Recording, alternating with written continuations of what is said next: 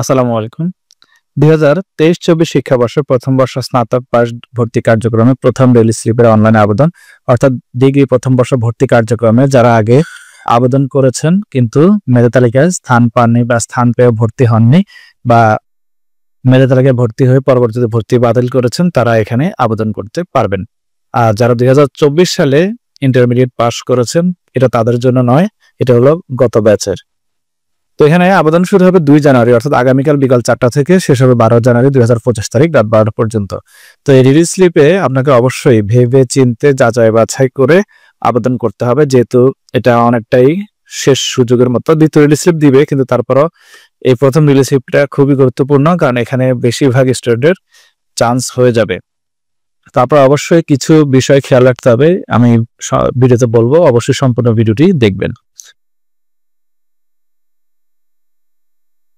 উল্লেখ্য যে 2023-24 শিক্ষাবর্ষে প্রথম বর্ষ স্নাতক পাস শ্রেণীতে দ্বিতীয় প্রথম কোটার মেধা তালিকায় ভর্তিকৃত কোনো শিক্ষার্থী প্রথম রিলিজ স্লিপে আবেদন করতে ইচ্ছুক হলে তাকে অবশ্যই 7 জানুয়ারি 2025 তারিখের মধ্যে আগের ভর্তিটা বাতিল করতে হবে।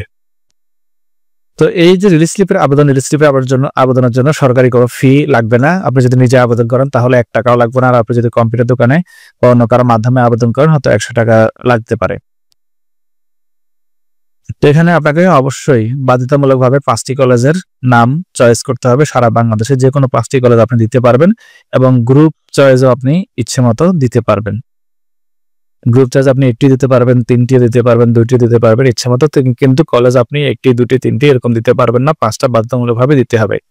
এবং এটা কোনো কলেজে আপনাকে গিয়ে জমা দিতে হবে না, এটা আপনি শুধুমাত্র অনলাইনে ফর্মটা সাবমিট করে মোবাইলে বা কম্পিউটারে সেভ করে রাখলেও হবে অথবা প্রিন্ট করে রাখলেও হবে, কোথাও জমা দিতে হবে না। তো এখানে গুরুত্বপূর্ণ যে বিষয়টা সেটা হচ্ছে আপনাকে অবশ্যই ভালো করে অনলাইনে যাচাই করতে হবে কোন কলেজে কোন গ্রুপে কতটি সিট এখনো খালি রয়েছে।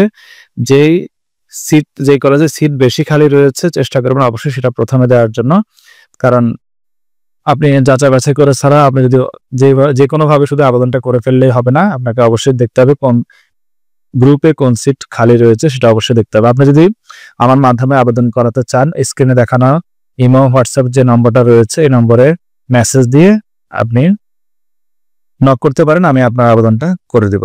তো আজকের মতো এই পর্যন্তই, পরবর্তী ভিডিও দেখার আমন্ত্রণ রইল। ধন্যবাদ।